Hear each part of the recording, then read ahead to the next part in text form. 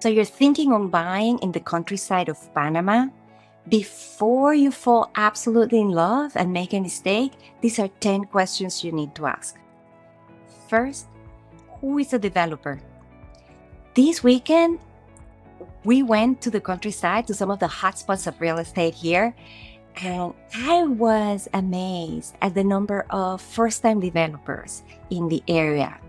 Granted, if the developer is committed and has had experience before, well, if this is the first project, it's interesting.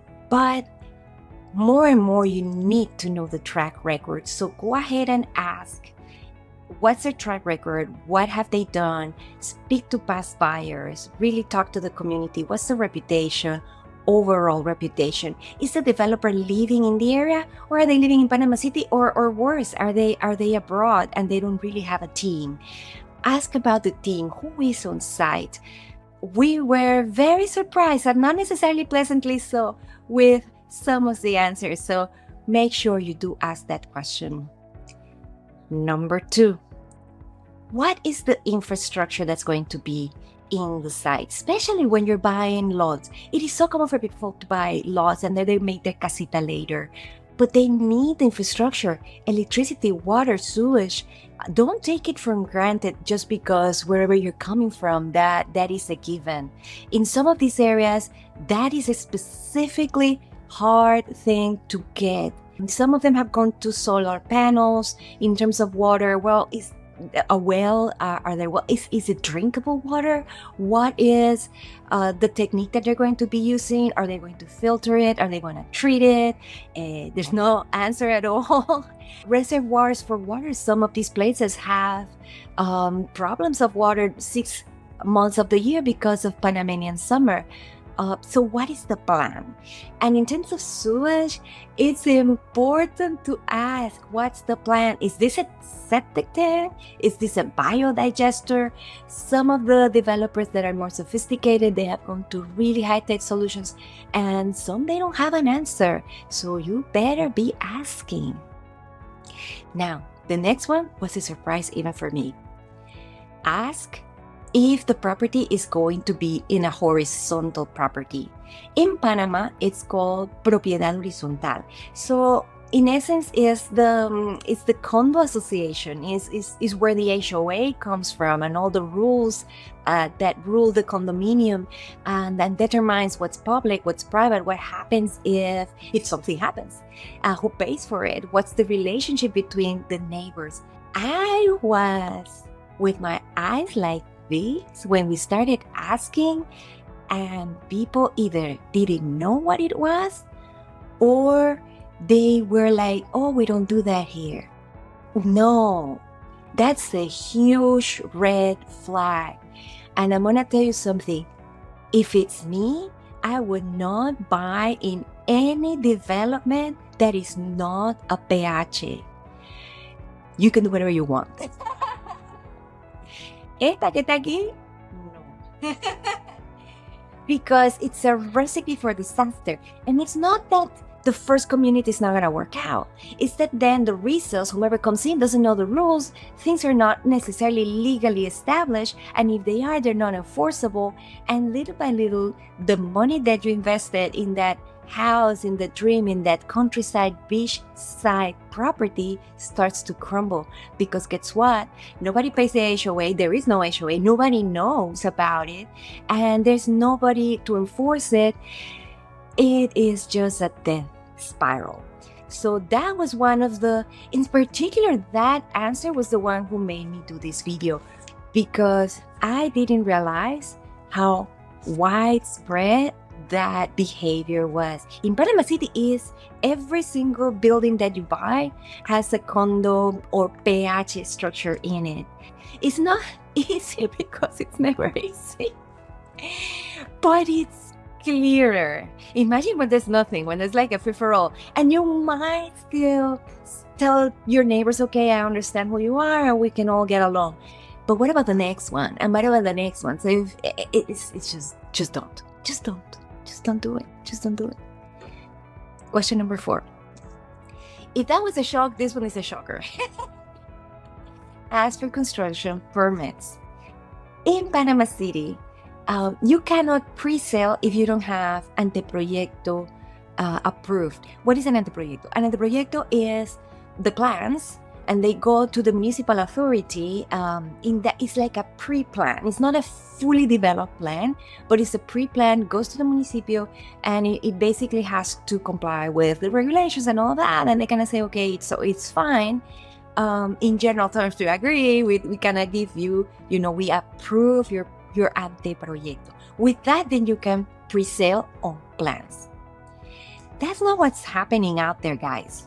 That is like, oh, we have something in a plan we did, and I cannot assure you that there is a proper anteproyecto. And they're even going to construction without permits. I mean, coming from Panama City is a shocker, because here people, they do inspect and all of that. They're in the countryside, of course, you're a little further away, and you might find that the house that you are in fact visiting might not have proper plans approved. What that means is that then you won't be able to legally occupy, because then you're not going to have an occupation permit. What that means is when you're going to hook up your electricity and your services and all of that, you're going to have a tough time. So ask, and not only ask and accept an answer, ask to see it. And especially if the property is already built and you are in the process of just walking through and falling in love, this is one of those papelitos with a sellito that you need to see. I mean, I'm normally against papelitos with sellitos. This one you need to see it. Also, this is the next one. I mean, it's all tied. The other question you need to ask is the land zoning, and not only for where you are buying, but the surroundings. You don't want a surprise. The countryside is very flexible in what they do and how they define things. So you just want to have the clearest picture possible for where you are and the surroundings that will be affecting your value and your lifestyle and what you really have in mind in terms of living your life or your best life in Panama's countryside. So don't be surprised.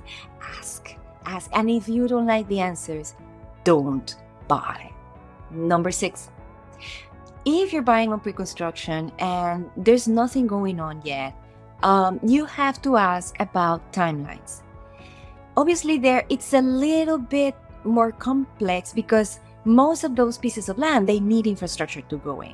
So you will have the timeline of the infrastructure and you have the timeline of construction. As for both, and that will help you understand what they're doing in terms of infrastructure and what are you doing in terms of infrastructure, because they might not be doing everything. And you don't want those surprises along the line. So take your notebook and really ask those questions.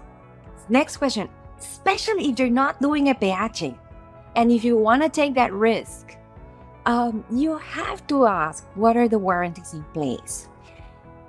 In Panama, by law, structure has a warranty of 10 years. And anything that's finishes is 1 year. Now you see why the importance of having a peaje and legally and everything has to be all tied up. It has to make sense.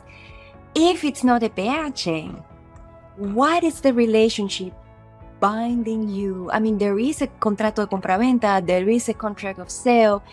To whom? Who's the corporation? What are the warranties behind?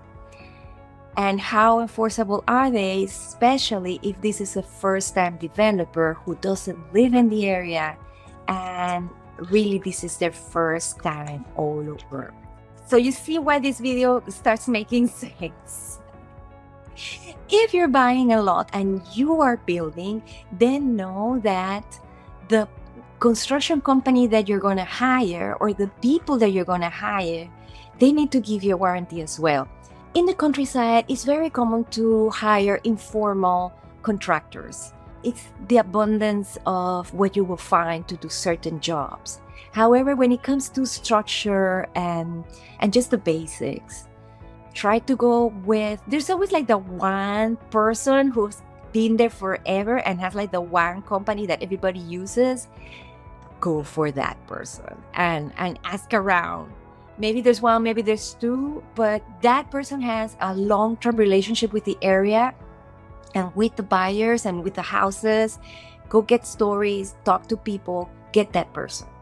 Because that person most likely is going to be committed to deliver the best product possible under the circumstances in the area. Remember, you are in the countryside, so it is going to be quite rural and finding things might not be easy.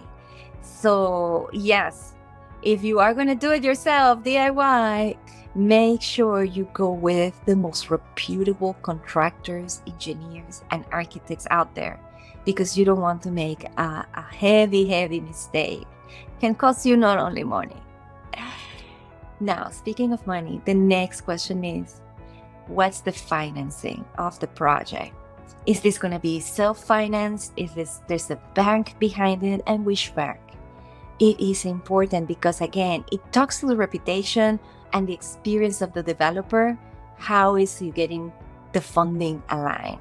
And then an important question, which in Panama City is solved by the contrato de compraventa. But since in the countryside, so many things are informal, you have to ask, what happens if the project doesn't start at all? And here we have to factor in that the project might not start because of problems with the infrastructure, even with putting the water and the sewage and all of that. It might be that they're stuck there and used all the fundings trying to get that done. That part is really difficult and expensive. So that has to be in the contract. It's important, and you need to understand those terms and agree with those terms, whatever they are. If you do sign, if you don't sign. And finally, when you finally get your property, what is the legal form they're delivering that in? Normally, for us in Panama City, any property, even a building that gets segregated, and the final result is a number called a finca number. So you need to understand, and that's the asset, that's the object that gets transferred. You need to understand, what are you getting? Because if it's not a bache and it's not segregated and it's not a finca number, what are you getting? And no, do not buy derecho posesorio unless you have a lot of experience and really good lawyers. Why would you? Don't. I know that derecho posesorio is waterfront. Oh, look at the beach, it's so nice. No, don't do it. Life is short, enjoy it. Don't get yourself in those troubles. And if you like this video, subscribe